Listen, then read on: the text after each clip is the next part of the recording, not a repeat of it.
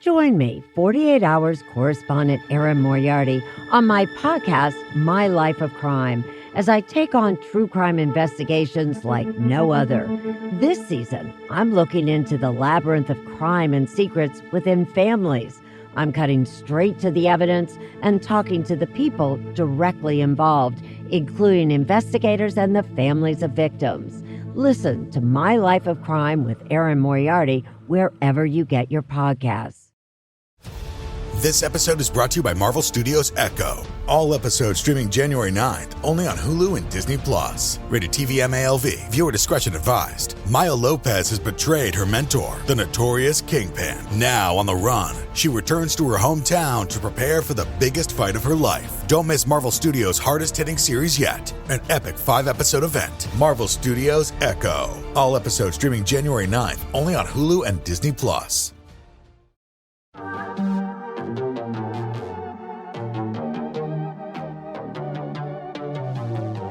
Hey y'all, I'm April. And I'm Caroline. And this is your Bloody Happy Hour. Caroline, are you ready for this? This is your newest guilty pleasure. It's the bloodiest part of your week. Did we say something about it also being happy hour? Show did. Because we about to be sipping on some murder. Bloody Happy Hour.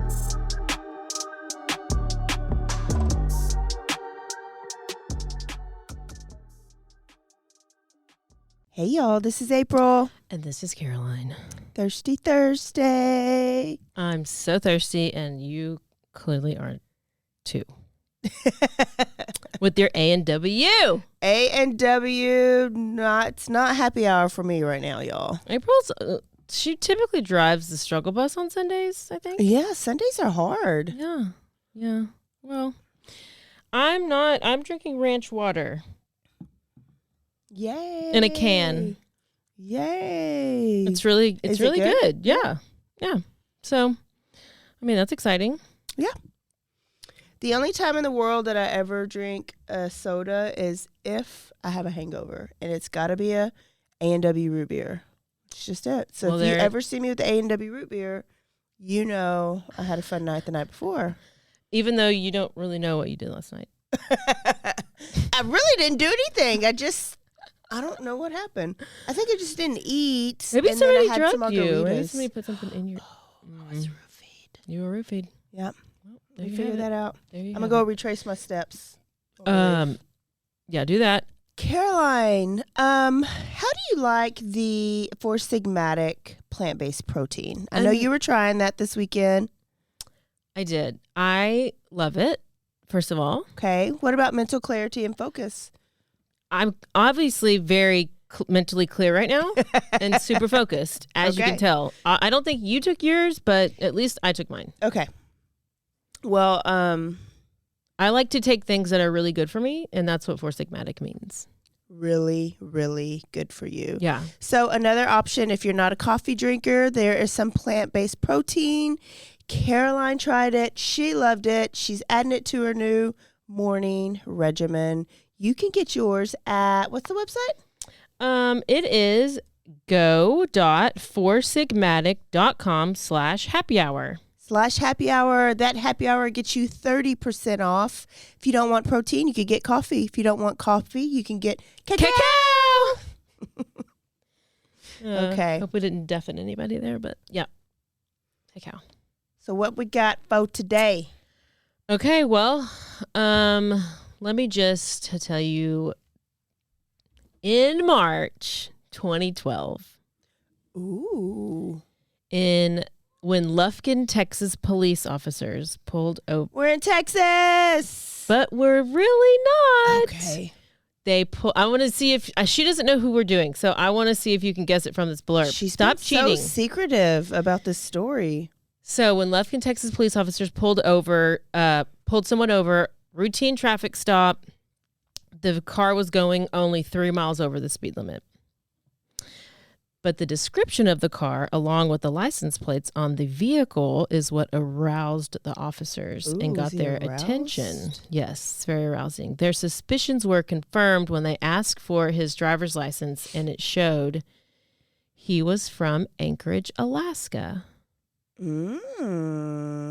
Then they searched the vehicle, and in the trunk, they found a ski mask, zip ties, a cell phone, and a debit card. Israel Keys. With the name Samantha Koenig, who had been reported missing thousands of miles away. This is a big story. I know. That's why you weren't ready? That's why I wasn't ready. Oh, let's do it, because I've only heard here a little bit about him, but I'm excited. Let's do it. So, on February 1st, 2012, a guy in Anchorage, Alaska, went to pick up his girlfriend, Samantha, from work. Okay. She worked at a small coffee stand called Common Grounds. So, this stand was like a standalone stand, kind of like a snow cone stand. That's kind of like how we would, just alone in a parking lot. So, when he gets there, the lights are off, and Samantha was nowhere inside, nowhere to be found. So he was like, maybe somebody else picked her up. And then he noticed that he had a text on his phone from her that said, hey, I'm spending a couple of days with friends. Let my dad know. And so they'd been dating for like 9 months at this time. And he's like, this just doesn't seem like her. This is out of character. This is weird. Something's going on. So he calls her dad and is letting him know and asking if he has heard from her. And dad says no, he hasn't heard from her. So they get in touch with the owner of the coffee stand. And then the owner lets them know that they have surveillance footage. And then they go through this surveillance footage, and it's terrifying. April, I'm going to send you the surveillance footage. Can you? Yes. Can you tell me what you see in this video?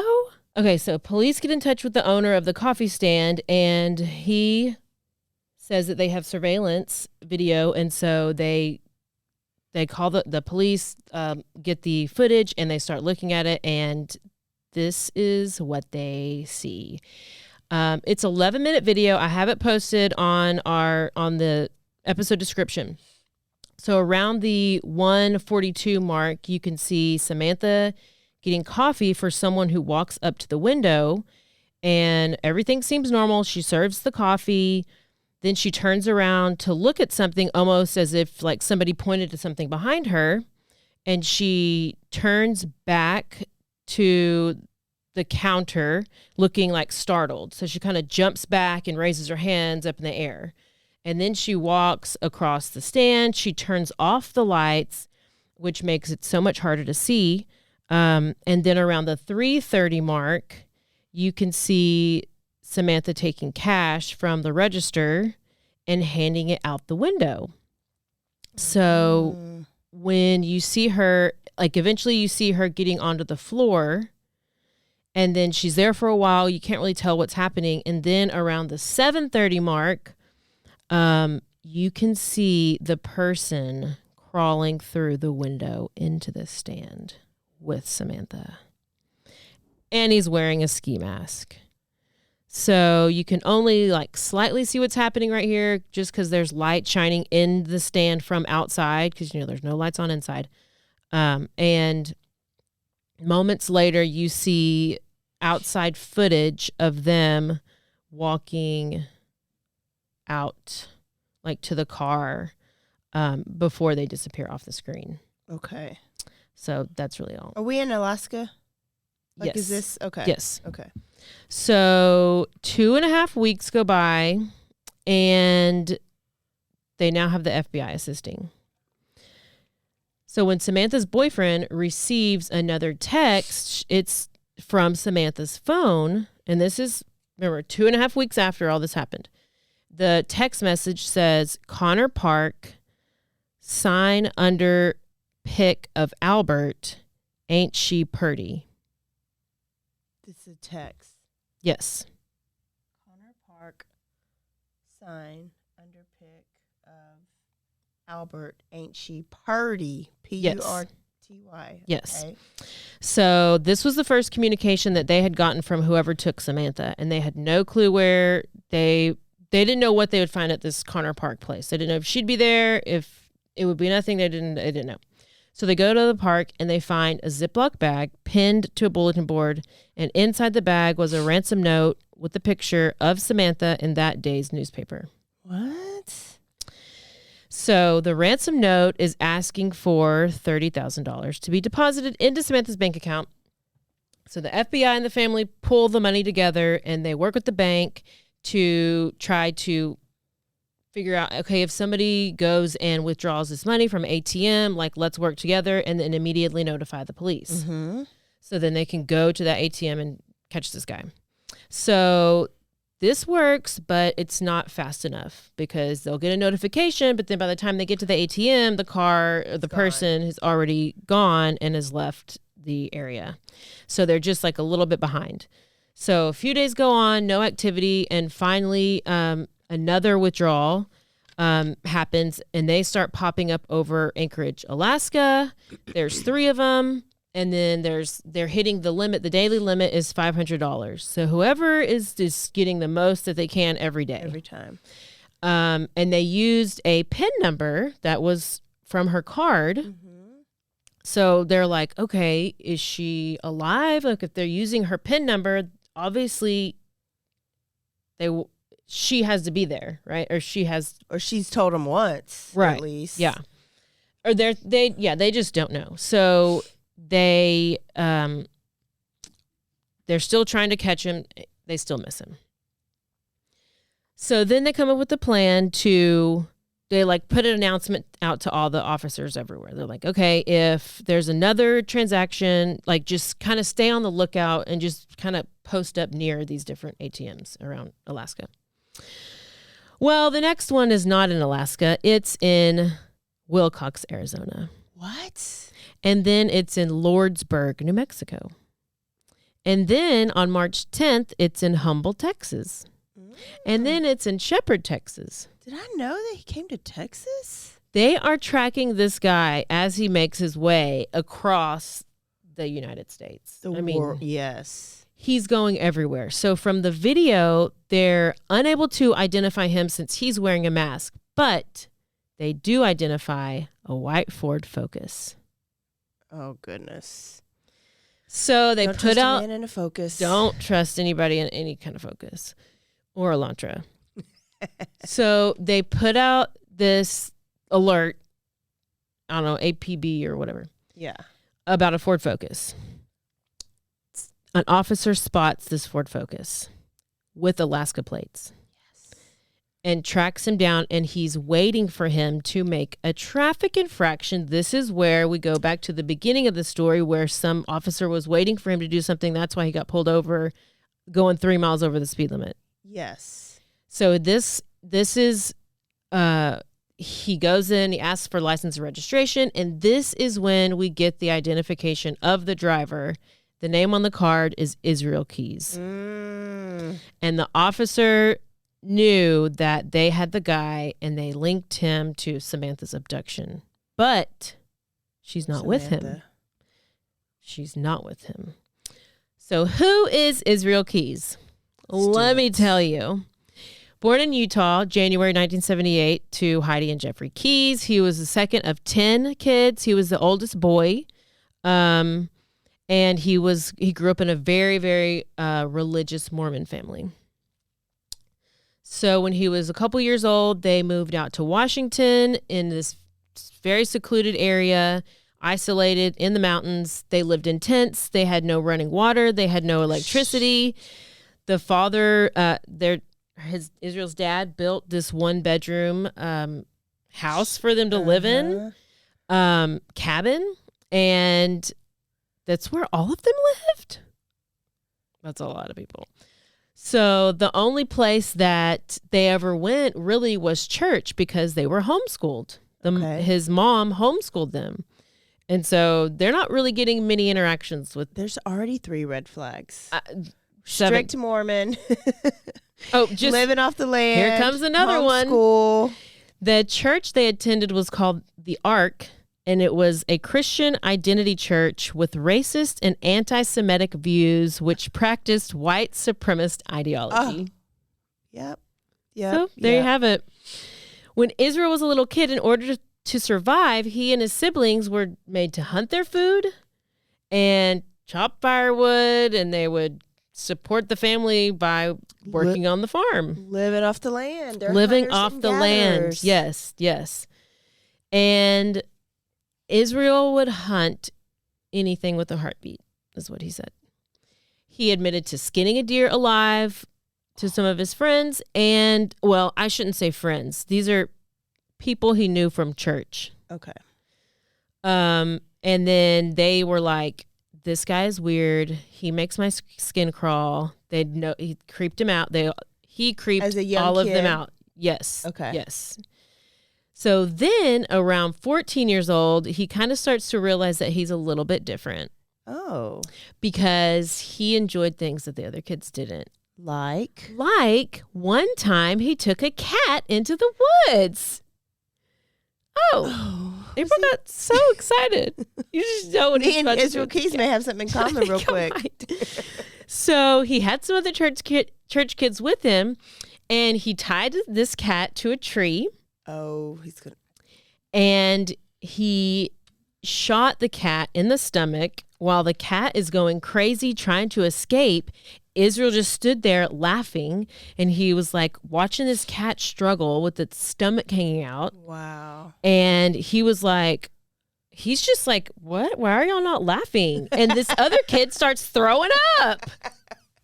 And he's like, why are you so traumatized? And so he wondered why they didn't think it was like cool or funny. And he was like, okay, maybe y'all don't, I guess I'm different. Yeah. I guess I'm different. And he just kept having these evil urges to do stuff like this. And what is one of the main things that describes how he is as a person is he has patience, and he can just sit and wait. He would go into the woods and he could sit there for 10 hours, He's a true hunter. for 12 hours, for 24 hours. To wait for prey. And not move a muscle. He could just sit in silence. Wow. I could never do that for even 2 minutes. I would start sweating. So he just started to do this for fun, along with hunting and killing and torturing animals. Okay. So how many red flags do we have? At least 17. Yeah, at least 17. So, at this point, he also started to study Satanism. And so his father disowned him, and his father was like, you're dead to me. But all the other isms were good. Yeah. Racism, anti-Semitism. Yeah. So then we have our, now a lot of these are not really 100%. These are we have date ranges for a lot of stuff. So this is between 1995, 1998. He was 17 or 18 years old when he committed says he committed his first sexual assault. Okay. So he was ready to graduate from animals to people. Oh, yeah. I thought you were going to say from homeschool. No, animals to people. And so one day he's waiting in the woods, and he saw that this girl got separated from her friends or family. And so he took that opportunity to snatch her up, brought her into the bathroom, and was planning on assaulting her and killing her. Mm-hmm. But she kind of worked his mind a little bit and started complimenting him. Oh my gosh, you're so handsome. Why are you doing this? You don't have to. You're so good looking. I would go out with you. Blah, blah, blah. Does it work? Well, it worked for him this time because he let her go. But then for the next 2 years, he was so mad. He was like, he beat himself up over it over and over and over and over and over. Because he let her go. Because he let her go. He's like, what? You're so stupid. Why'd you let her go? You should have finished her off. Wow. Yeah. Did he rape her, though? He sexually, I don't know if he actually, yes, because that was his first admitted sexual assault. Okay. Yes, so that was his first one, but he did not kill her and he let her go. Then one of the things that we always have in common with our killers is some kind of military service. Yes. So he was about 20 years old, 1998, and he joined the Army. And they say that he, this is kind of where he got a lot of his, he was really good at being in the Army because he could sit and be still and be patient and wait for something. Yes. Yeah. So he served at Fort Lewis, Fort Hood, and Egypt.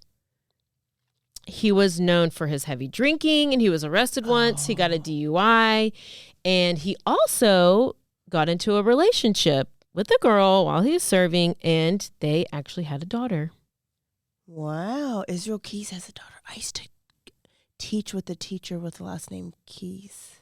I wonder if that's her daughter. His daughter. Probably. It probably is. It probably is. Oh, it for sure is. I'm like 99% sure. Okay. Yep. Starting the rumor then. Yeah, let's do it. In 2000, he was honorably discharged from the Army. So he was in the Army for about 2 years. So. Okay, so military and then heavy drinking. Does this continue on later in life too, like his drinking? I not that I saw anywhere. Okay. I assume it does. He probably sits out there and drinks while he's sitting and waiting. I don't know. That's how he could sit there for so long. But wouldn't he get drunk and pass out? Or have like a hangover? No. Did he get a root beer then for the next day? He probably did get a root beer. So all of this, let's go back to the police have him after they made the car stop, and now they have him in custody. Okay. So this is where they question him about all kinds of, like, what's his past, because they did not think that Samantha was his first. And he's diarrhea at the mouth and telling them everything. Well, kind of. He's kind of like Ted Bundy. So he in total spends 40 hours with law enforcement. There are 5 interrogation videos. I was going to say, are the videos out there? They're all out there. I was going to put some clips in here, but the ones... they're all so hard. You can't understand what they're saying unless you see it and see the words on the screen. So I even listened to some videos, podcasts and stuff, and anybody that played them, you couldn't understand anything he was saying. So, sorry, y'all. They can go but find they're them. all posted. Okay. So he said that his first murder victim was in 2001 while he lived in Nia Bay, Washington. But it was unknown who this victim was. He did tell investigators, though, that Nia Bay was a boring town. So obviously he had to kill somebody there. He claimed that he had murdered a couple while he was living in Washington, and he said that they were buried near a location near a valley. So he's like being very vague. Yes. He claimed that he committed 4 murders in total while living in Washington State from 2001 to 2007, but then gave investigators very little to go on, and he alluded to 2 separate murders in 2005 or 2006. So, I mean, he's just like going... He's like the, is it Henry Lee Lucas that was saying all these things he didn't do? So in 2007, he ended up in Anchorage, Alaska. And this is where he started a construction business called Keys Construction. And he seemed like a normal guy. He was dedicated to his business. He was a family man. He has a daughter and girlfriend. So this was the time. By this time, he was already a serial killer because he had already committed all these murders. But nobody knew about it because he was like everywhere. Yeah. So he was like robbing banks as well. And he was like setting places on fire. And this is when we find out his hero is Ted Bundy. And the reason he's robbing banks is because he needs money to do all this traveling. Okay. So from Anchorage, he traveled to all over the U.S. And he always wanted to keep attention away from him as he committed the murders. So because he like needed to fulfill his like cravings and stuff. So he would plan these murders in advance in order to avoid detection. And so he would go and create these murder kits. Yes. Okay. So he would place these murder kits. Basically, they're like Home Depot orange buckets. Mm-hmm. He would put shovels, guns, ammunition, rope, duct tape, Drano, all kinds of random stuff in the buckets. He'd go bury the bucket, and he basically hunted locations. He didn't hunt people. He didn't stalk people. He did it based on a location. So he would go and buy all this stuff, go bury it places, and then he would go back to that place whenever he was ready to kill somebody. It's so crazy. You know what? Do you watch Criminal Minds? I mean, did you? Yeah, I have. Okay. So there's they stopped it, and then there's a reboot. It's Criminal Minds Evolution that's on Peacock or Paramount Plus right now. So all the the teams back together, and they're hunting this season. They are hunting an Israel Keys like serial killer. So it's Israel Keys inspired. So he has these kill kits that he buries. Yes. And so when I was watching it, I was like, I'm pretty sure this is Israel Keys inspired. Yes. It's pretty cool. So that will be good. Is it already on? It's good. Yeah. Go watch it. Go watch it. So he later admitted to kidnapping a woman on the East Coast in April 2009. He said he said he took her across state lines, buried her in New York. They believe this lady's name is Deborah Feldman. They also believed he also robbed another bank. I mean, they're just getting all this random information. Then in June 2011, he flew from Alaska to Chicago, rented a car, and drove more than 900 miles to Essex, Vermont. Oh. So he just he flew here just to go rent a car here, just to go drive here. I mean, I don't know. He's just doing the most. June 8th, he broke into the home of Bill and Lorraine Currier. There's no rhyme or reason. Okay. Just broke into a home. The case had originally gone cold until Israel was talking to the cops right now, and he starts to have his confession. So he says he broke into their home in the middle of the night, tied them up, drove them to an abandoned farmhouse where he shot Bill before sexually assaulting and strangling Lorraine. Okay. Their bodies were never found until Israel told them about an abandoned an abandoned barn that was just a couple miles away from where their house was. And he said that's where he took them, and the police rushed over to go check out this place. But by the time they were there, the barn had already been burned down. There was nothing left. No remains were ever found. So you can't really corroborate it. Right. So we still don't have any actual victims. Oh, God. So that house was demolished. Yeah. So he never gives his exact number of victims, but it is thought that he has at least 11. Okay. But his last victim was Samantha Koenig, and this would be his undoing. Yeah. He must have changed his MO. Well, no. Okay. I'll tell you why. So they have this, you would think, okay, I know what he looks like. You know what he looks like. He's not like this big, fat, sweaty, hairy. He's not Brutos? He's not Brutos. He looks like he's like a Kohberger. He's just like a normal looking regular person. Nothing crazy looking. But he tells officers that he has a persona that he's used and practiced for years. And he says, no one in my life really knows me. No one would ever suspect me. I can be both a killer and a normal family man. Okay. So that's creepy. So he finally decides to, because he's just giving all these hints to these things. He finally, and they're wanting him hey, tell us about Samantha. Tell us about what happened there. What happened there? And he was like, well, first of all, you should not expect her to come home because she's already dead. Damn. And he was like, she's been dead. She was dead basically the whole time I had her. He got her PIN number and killed her. He told police that when he decided he wanted to kill someone, it didn't matter who. He said he didn't know Samantha. He didn't stalk her. He didn't know anything about her. He just decided that a coffee stand would be a good place for an abduction. And this coffee stand just so happened to be the one that stayed open the latest. And he said he drove by a couple other ones, and this was just the one that he picked. Just decided to pick it. So he said he went up, ordered his coffee. She gave it to him. He pulled a gun on her, forced himself inside. And what you couldn't see in the video was that he had tied her up with zip ties, forced her out, and then he had planned to take her car, but she didn't have her car because she was getting a ride from her boyfriend. And he didn't realize that. And I guess at the time he's trying to figure out where's her car, she tries to run off and escape. But it wasn't on camera because they had already gone out of the camera screen. And so she tries to run.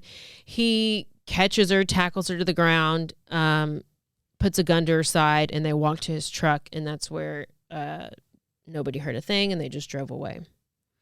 So then he said he kept trying to keep her calm by saying he just was abducting her for the money. He just needed money. That's all he wanted. That's all he needed. He didn't care about her. He just needed money. But that was not true because she's no longer alive. So he convinced her that if she cooperated, everything would be fine. So she did not put up any more fights. Always fight. Always, always, always fight. So he starts asking her, like, hey, where's your I need your like credit card, debit, whatever you have, give it to me. And she's like, I don't have it. And he's like, well, I need your cell phone. And she's like, I don't have that either. She had left her phone in the coffee stand, and her boyfriend shared a debit card, and that was in her boyfriend's truck at their house. Okay. So he doesn't have either of these things. Well, he's like, well, I'm going to need them. So he decides to take her to his shed. So he has a house. He has a shed behind the house. He goes, puts her in the shed, ties her up, goes back to the coffee stand, gets her phone. Wow. And also gets the PIN number from her for her debit card, asks for the address for where her boyfriend's truck is because he's going to go get the debit card out of the truck. So he's going back to the coffee stand. He's bold. Bold. But he's probably way confident. Extremely. At this time because he obviously has had a ton of success, I guess. But just wait. So he's going to this truck to get this card. The boyfriend sees him. The boyfriend sees him, starts yelling at him, runs back into the house to get somebody, to get help. Uh-huh. And then, of course, he takes off. He's gone. And he's got the debit card. So he's winning. He won. Oh, of course. So before he goes back to Samantha, he needs to go test to see if this debit card works. Make sure he got the right PIN. Well, he does. He got everything he needed. It worked. He's getting money, and now he doesn't care about her. He's done with her. So when he gets back to the shed, he sexually assaulted Samantha while strangling her until he killed her. Oh, was that his MO? His MO is he has no he had MO. in the kill kit. Okay. Yeah, it said he has no MO. So he wrapped her body in a tarp and stuffed her in a cabinet in this freezing shed. Okay. The next morning he woke up his daughter for school, takes the daughter for school, and this is on February 2nd. He had a girlfriend. We don't know if she's still there or she is. I've heard both. Okay. But wakes up the daughter, brings her to school, and then he has a cruise that's planned. So he goes on his cruise. And she's just sitting in the... She's just in the shed, tied up in this freezing shed. She's dead. Okay. Yeah. So he heads to the airport to go on a cruise. He booked this cruise a couple months ago. On this cruise, he drove over to, once he goes on this cruise, he's done with the cruise. He then goes to Texas. I don't know where this cruise was. He went to New Orleans for this cruise and cruised there, cruised back, goes to Texas. Okay. He robbed and burned a house. He robbed a branch of the National Bank of Texas, and then he drove to Houston to fly back to Alaska. Okay, so this is where the 2.5 weeks is. This is what he did for 2.5 weeks, where there was nothing that the family knew about. Nobody heard anything about Samantha. Okay. And then he goes and does this ransom note stuff. Mm-hmm. Okay. So it's going to tie all back together here in a second. So it's February 19th. He's back from the cruise, right? He's back in Alaska, and he's returned home, and he's got to do something with Samantha's body. So he takes her body out of this cabinet, and he has sex with her frozen corpse. Oh. That's a whole different type of necrophiliac. A few days later, He applied makeup to her face. Oh, so she Ted Bundy. Exactly. His idol. He was like, let me try this. Ted Bundy used to do this. He wanted to make her appear alive. So you know what else he did? He sewed her eyes open with fishing line. Oh, I remember this. And he photographed her. And he photographed her next to the newspaper from that day. Oh. So the picture in the photograph that he tacked onto at the dog park, she was already dead with her eyes sewn open. Oh, no. Y'all gotta see this picture. It is the creepiest. It is. Look it. Wow. Look like it, y'all. It's so bad. It's so bad. I'm posting it. You should already see it by now. So this is crazy. And now a word from our sponsors.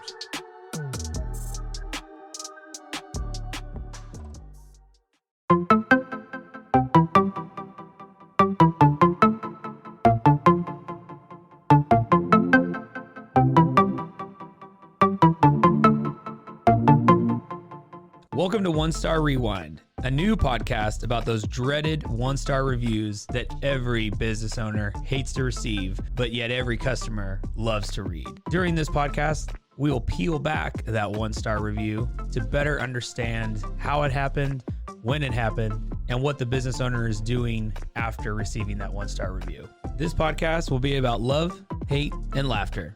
On One Star Rewind, we will meet with real business owners who will tell their stories and how they do rely on reviews for their business.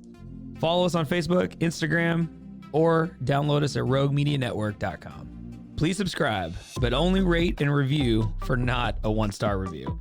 Join us each time for a new review and a new story.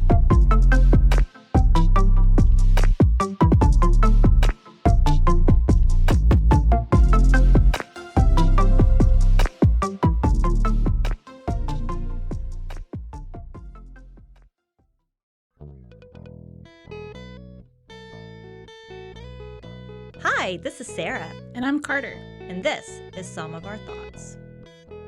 We're two Southern sommeliers, and we want to share everything we love and know about wine.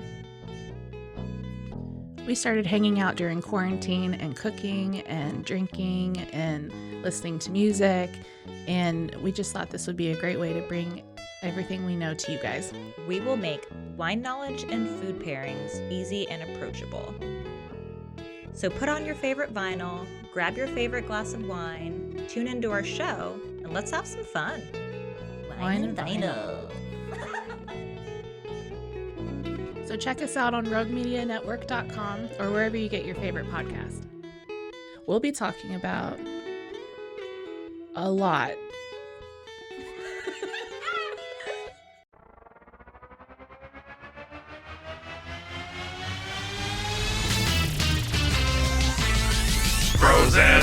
Bros and heroes.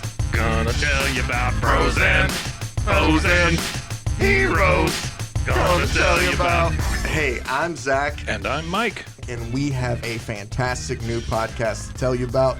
Bros, Foes, and Heroes. It's the two of us looking into the world of comics, breaking down some characters that you may have never heard of, and some that are just absolutely ridiculous. Yeah, so Zach comes up with a character each time, and I go into it just completely blind. I don't know who this person is or what their abilities are or anything, and basically I guess we kind of go over their origin story and just some of the ridiculous stuff that maybe, especially Golden Age stuff. Oh, Golden Age stuff is always the best, and we will make sure to highlight all of the shenanigans and just absolute weirdness of everything. Yeah, that's right. So subscribe today and follow us on Instagram at Bros, Foes, Heroes. And if you don't, I know where you live. Not really, but please subscribe. Bros and Foes and Heroes. Gonna tell you about Bros and Foes and Heroes. Gonna tell you about.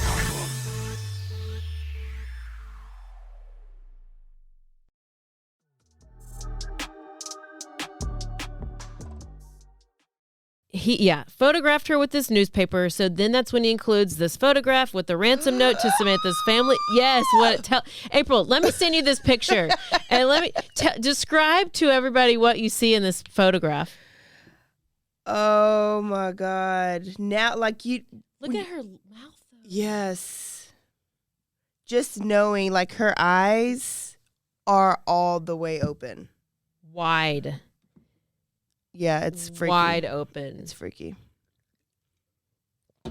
April, Sad. how has she been dead for 2 weeks and she looks like that?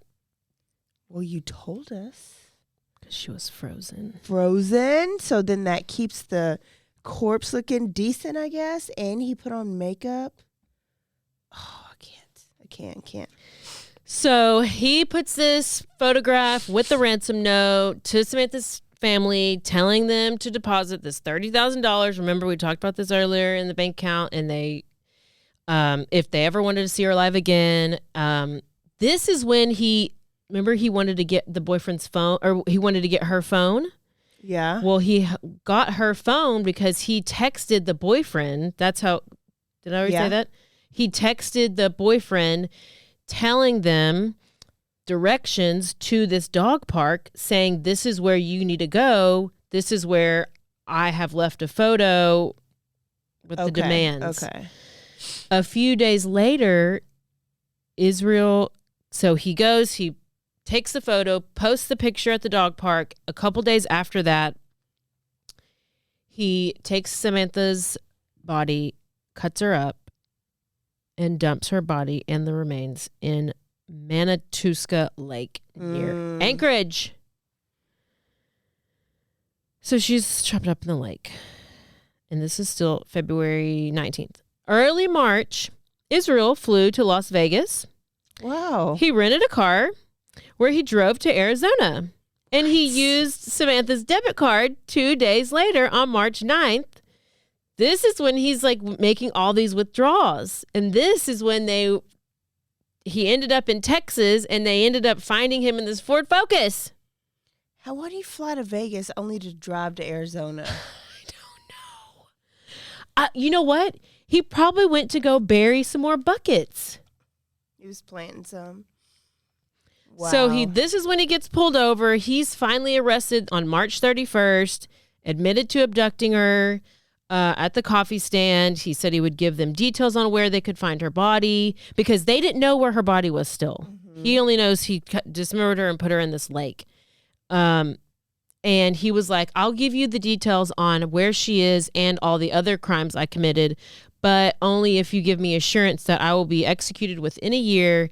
I don't want to live in prison.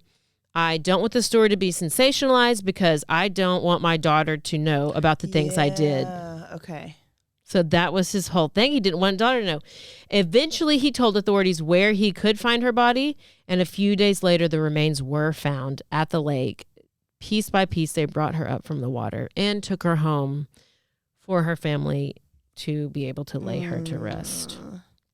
So throughout all these interrogations, like we have all these video interrogations, 5 of them, he shows zero emotion, zero remorse, and he told them that he feels nothing for his victims.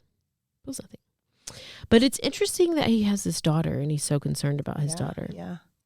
So they go back and forth with police, or he goes back and forth with police, giving them hints about other crimes he's committed. He's like, oh, something might be interesting. And, like at a lake in Washington, or, there's this property out in New York. I mean, he's just teasing them the whole time. And he tells them there are victims of missing persons cases that you will never think of connecting to me. And so make sure you do what I tell you to do, or else I'm not going to tell you, basically. Okay. Is what he was saying. Okay. So they keep finding out all these little bits and pieces of his story, and that they find out that throughout the whole country, he has these kill kits. And he would leave it there for the next time that he came along. And all of his victims were victims of opportunity. Like Samantha, he never knew them. He didn't stalk them. He just picked a time and a location that he thought was ideal. Some of them were, sometimes it was in the woods. Sometimes it was just somebody who randomly came across his path. Wow. And sometimes it was a house with no dog and no lights that made it, and it was easy to sneak into, like through a window, and something that was just an easy target. He is an opportunist. Yes. It never mattered to him, male, female. He had no regard for age, race. And his MO was to have no MO.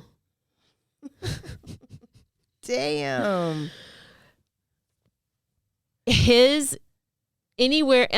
So there's no rhyme or reason to anything he did. He operated everywhere, leaving no one safe. I remember when I first heard this story. That's why they didn't know about him. And everything that they do to like profile, like you couldn't profile him. 'Cause No. He didn't have a type. You couldn't like find his kill zone because it's everywhere. This is out of all the stories I've ever done or things I've listened to, this was always the one that was the scariest. This is scarier than BTK. This is scarier than Ted Bundy. Mm-hmm. And I even, like, as I was going over, like, doing research for it, it was like last night or night before last, I remember waking up and I just was like, oh my gosh, I need to go lock my door. What if somebody came? And then I was thinking about Koberger, and I'm like, oh my gosh, how scary would it be if somebody actually did come into my house and like I like freaked myself out, and I don't ever do that. It's always this case that does it, because I remember listening to it a long, like several years ago, and it just like like you have no reason. There's no reason in rhyme.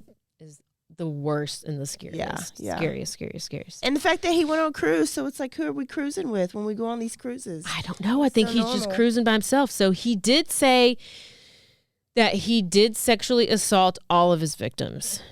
Okay. It didn't matter. He would have sex with men. He would do necrophilia. And he didn't want to talk about all of that because he did not want all these details to come out to the public.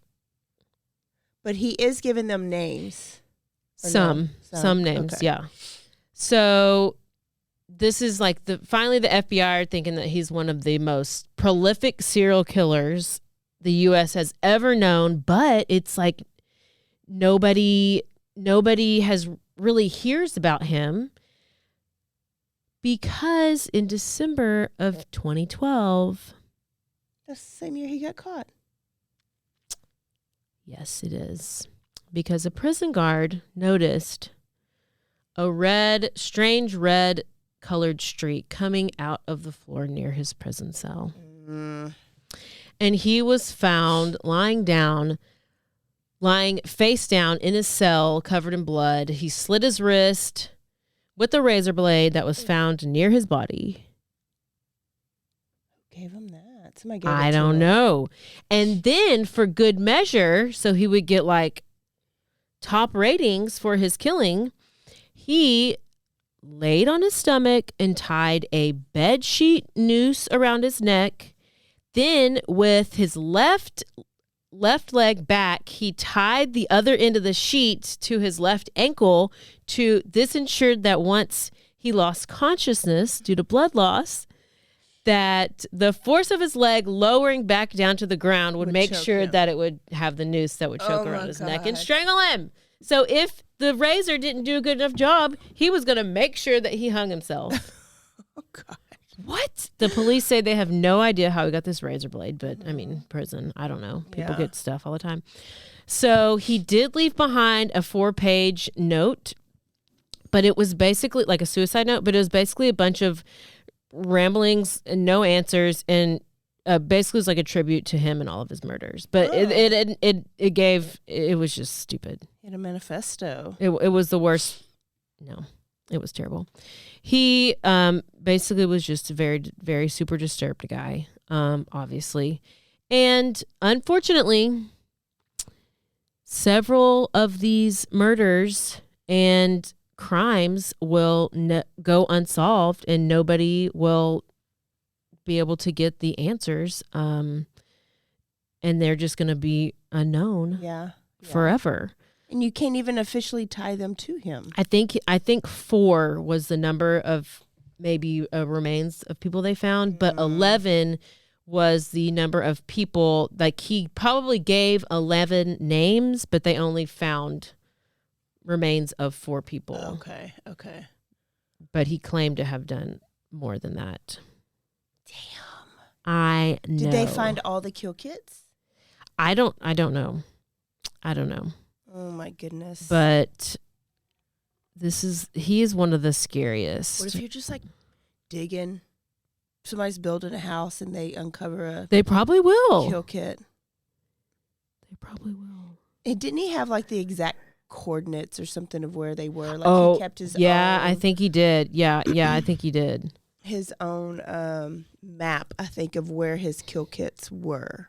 So apparently also it was very uncharacteristic of him to do the Samantha because she lived right there with where she lived in Alaska. And so they were like, why? Like they just like you were asking, like, why would you do that? And they were, because it was like uncharacteristic of him because he's such a planner. Yeah. And I listened to, I don't even know what this show was called. I just found it on YouTube. But they said that his belief was he was out of sync with his killing persona that he had nurtured. And he said he did this, but not because some say he did this because he wanted to get caught. Yeah. But then they said that they found details of his, on a home computer of his earlier murders, which was the couriers. And that like somehow revealed details of his MO and his game plan that were just revealed more information about this whole story. And I don't know. I don't know how. I just still don't know why he would stay there and do it. I guess it was just opportunity, I guess. They or you were just I think he wanted to be caught. And a lot of times, especially because they want glory all the time, right? And that's some people get off on that because they can turn on the news. Like some killers can turn on the news and see their work there, and be glorified that way. But he was never glorified because nobody ever knew he even existed or anything. But then he said he didn't want people to know, or didn't want the press to come and know, and because he didn't want his daughter to know. So then he didn't want to be glorified. Just the daughter. But he talked. I know. He's like contradicting himself. Yeah, I don't know. But him to get outside of his MO, that's not an MO. Like he broke his own rules. Yeah. Basically, is you don't kill anybody who's attached to you, could be tied back to you, or near your little area. Yeah. So he broke his own rules and he got caught. I think he just got real cocky. Yeah. Wow. So there's Israel Keys. It was it's like a map. It's hard to do him because it's not like you just don't really 100% know. You're just going based on what you have from the interrogation videos. Yeah. And wrapping it up into a little ball. So it's like kind of all over the place, but then it like comes back together. And that's why he's probably not very popular either, because like people like victims. We like numbers. We like details. Yes. And I don't like people who kill themselves and then you don't get the answer and then you're like, well, you're stupid. Yeah. If you're going to do it, just tell people. If you're going to do it and you get caught, tell it all. Just tell it. Yes. You're already caught. You're already in jail. No, you're just going to, kill yourself. Well, then fine. Tell it all. People need their closure. That's what they better make sure to keep a close eye on Koberger. I ain't trying to have him commit suicide. No. Because we have to wait until June. I think he's too cocky to do it right now. Maybe later. Wow, that was good. You guys had 2 serial killers in a row. You're welcome. And there's a little bit of Texas in there, a little bit of every state. So you're welcome to every state. Yeah, you're welcome to every state. So much. So, it's Sunday, and I like a Lifetime on Sundays. I know most people watch football. So I just watched the Lorena Bobbitt. I was kind of falling asleep to it. Remember Lorena Bobbitt? Yes, I remember Lorena Bobbitt cutting off her husband's dang-a-lang. I never really knew the whole story. So that's crazy because he was totally an ass and like was very much abusive to her. So she snapped and cut it off. Yeah. And then after that was Lori Vallow. Oh gosh, she's a ho-hum mess. But when I'm watching it, there's advertisings for Gwen Shamblin. Oh no! Yes, there's a movie, and the girl that's playing Gwen Shamblin. It's a movie. It's a Lifetime movie that's coming out about the whole Gwen Shamblin story. So, but the woman who plays her sounds like her and looks like her, and like the hair just keeps getting bigger and bigger as you go through the trailer. Yeah, so there was that one, and then there was y'all. If you don't know who Gwen Shamblin is, I'm gonna need you to crawl out of your rock, underneath your rock, and first go listen to our episode. Yes, and then you can go watch the documentary on HBO because that is still one of my favorite stories. Damn it. And then there was another one that it's a story that we covered that they're making a Lifetime movie out of it. And I can't even remember what it is. So I'll have to tell y'all next episode. But I was really excited about Gwen Shamblin. What does she say? Praise God. Praise God. I need what is the line she says? Eat. On the thing it says, you don't need food, you need Jesus. You don't need food, you need Jesus. She was the diet Praise cult. God. Oh, yeah. She had her book. She had everything. Yeah. And then she died in a plane crash. Because the devil was after her. Going to a Trump rally, right? She was going to the Trump rally. So with her husband whose flying license was like revoked and all this stuff. And he's like some fake actor. We're going to go to Austin next week for the story. Oh. Yes, Austin. And let's just say hook 'em horns. Hint, hint, hint. All right, y'all. If you have not already, rate us, review us, and subscribe to us. Also, go to McLennan County's Mugshots page and look at our ad over there. We wanted to be on that page, but we didn't want to be arrested, so we just advertised on there. That was so much fun. That was great. And if you want to buy us around for next week, so I'll be drinking next week again, then you can Venmo us, Bloody Happy Hour, or Cash App us, Bloody Happy Hour, and we will shout you out.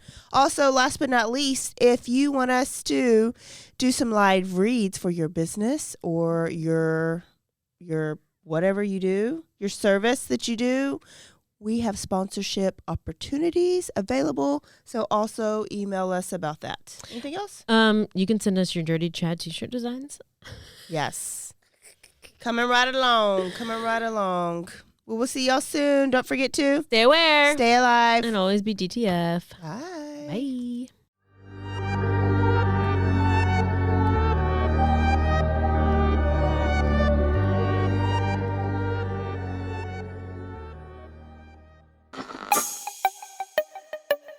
This has been a Rogue Media podcast.